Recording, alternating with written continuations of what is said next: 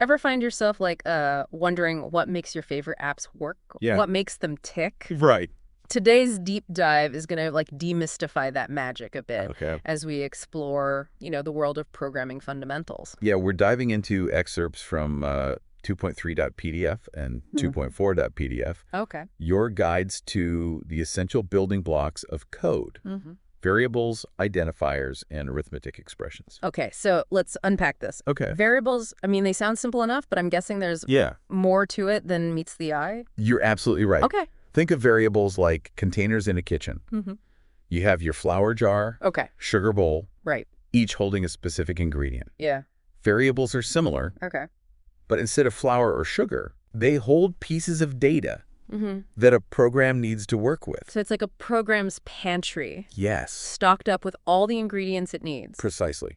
And just like you wouldn't want to mix up Right. salt and sugar, Salt and sugar. each variable has a specific identifier Okay. or name, so the program knows exactly what's inside. Makes sense. I'm already seeing how organization is like Yep. key in the world of coding. It's very important. Yeah. Can you give us an example of variables in action? Absolutely. Yeah. In 2.3.pdf, Okay. there's a simple program that demonstrates this beautifully. Okay. We see two variables defined, Okay. x with a value of 8 and y with a value of 6. These values can change as the program runs, Okay. just like you might use up some flour while baking. Right. But the variables x and y will always hold the most up-to-date amount. And I'm guessing this simple concept of like storing and changing values Yes. is what powers everything from apps to websites. Exactly. Think about your online shopping cart. Okay. Every time you add or remove an item, Yeah. variables are working behind the scenes, Okay. keeping track of everything. Wow.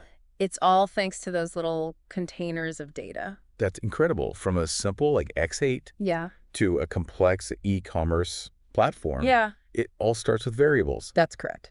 Okay, so we've got our ingredients. Yes. Now, how do we keep them organized so the program doesn't mix up the sugar and salt? That's where identifiers come in. Remember how I mentioned each variable has a specific name? Yes. That name is its identifier. In that example from 2.3.pdf, X and Y are the identifiers. So identifiers are like labels on our containers. Exactly. Making sure everything is clearly marked. Exactly. And just like you wouldn't label your sugar jar flour, Right? there are rules about what makes a valid identifier. Oh, there are always rules. That's programming for you. Ahead. A language with very specific grammar. Okay. 2.3 identifiers outlines these rules. Okay. A valid identifier must start with a letter, Mm-hmm. and then it can be any combination of letters, underscores, or numbers. So no sneaky special characters or spaces allowed. You got it. And here's the thing that tripped me up when I first started. Okay. Programming languages are case sensitive. Okay. This means NumCats is not the same as NumCats. Yeah, case sensitivity. Yep. I once spent hours debugging a program only to discover I had a single capital letter in the wrong place. Wow. It was a painful lesson. We've all been there. But there's one more important rule about identifiers we should mention. Reserved words. Reserved words sounds serious. What are those? Well, they are specific words that the programming language itself uses Okay. for commands, like if, else, or to. Mm-hmm. As shown in Table 2.3.1, reserved words and function names in Coral. Cool. They already have a job to do, Right? so you can't use those words as identifiers. It's like trying to name your pet walk. Yes. It's just going to cause confusion. a very apt comparison. Mm-hmm. Good programmers choose identifiers that are not only technically correct, Right. but also make their code easy to understand. Okay. It's all about writing clean, readable code. So it's not just about following the rules, it's about style and clarity too. Yes, absolutely. Tell me more about this like fashion side of coding. Okay. I like it, coding with style. So tell me, what are some fashion do's and don'ts when it comes to identifiers? Well, it's not exactly about looking good on a runway, Right. but more about making your code, easy to read and understand, Right. both for others and for your future self. Right, because let's be honest, revisiting your old code can sometimes feel like you're trying to decipher ancient hieroglyphics. Exactly. Yeah. That's why most programmers follow what are called naming conventions. Okay. For identifiers, think of them like style guides for your code. Okay. Two of the most common conventions are camel case, Okay. and underscore separation. Okay, break down these coding trends for me. Okay, so camel case is like it sounds. Okay. We're talking about camel humps. Camel humps, okay. You capitalize the first letter of each word, Okay. except the first one, like numapples or people on bus. Okay. It makes it easier to read those multi-word identifiers.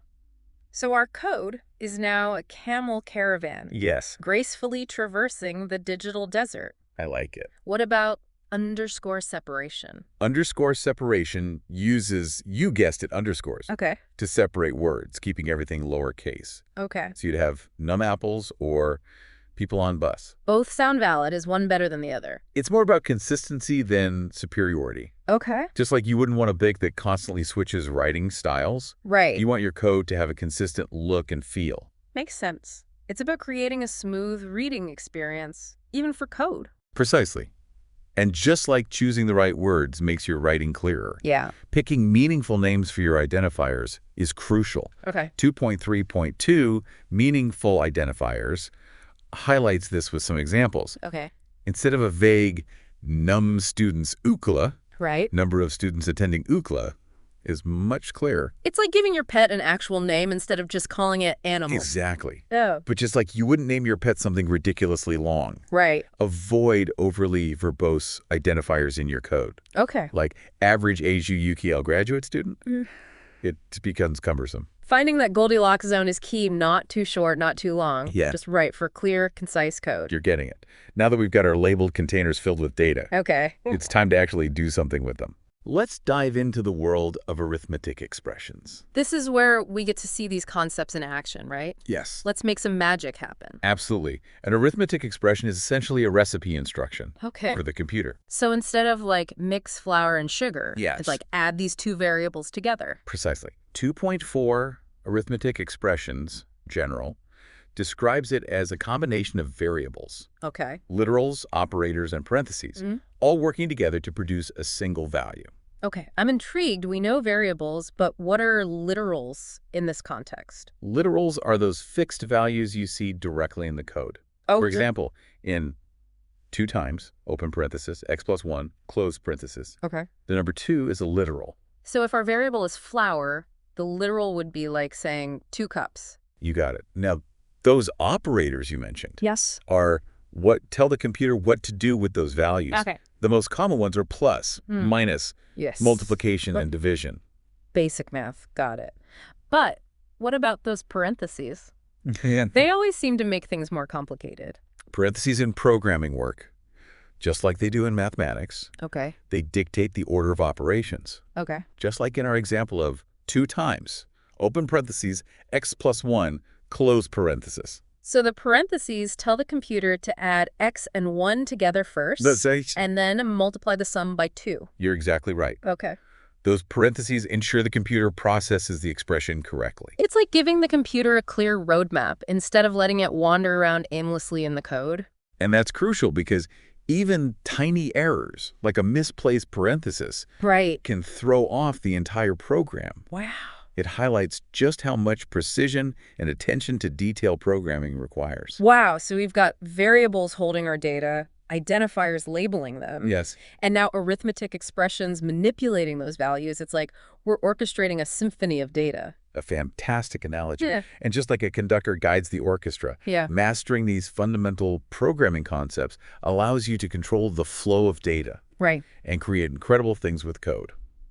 It's amazing how these seemingly simple concepts form the foundation for such complex digital landscapes. It is. Speaking of which, I'm curious to connect this back to those real-world applications we talked about earlier. We've talked about online shopping carts and even hinted at, like, budgeting apps. Right. It feels like these simple concepts are secretly running the show behind so many things we use every day. Absolutely. Let's take that budgeting app example. Okay.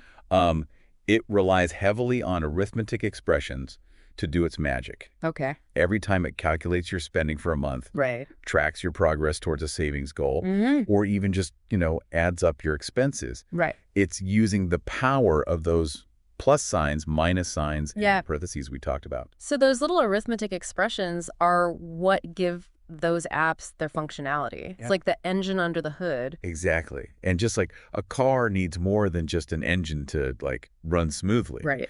Programs rely on the interplay of variables, identifiers, and arithmetic expressions, Right. all working together in perfect harmony. I'm starting to see how all these pieces fit together. Yeah. But can we break down that interplay a little further? Sure. I'm still wrapping my head around how it all comes together, in practice. Of course, let's revisit that expression from 2.4 arithmetic express general. Okay. 2 times, open parenthesis, x plus 1, close parenthesis.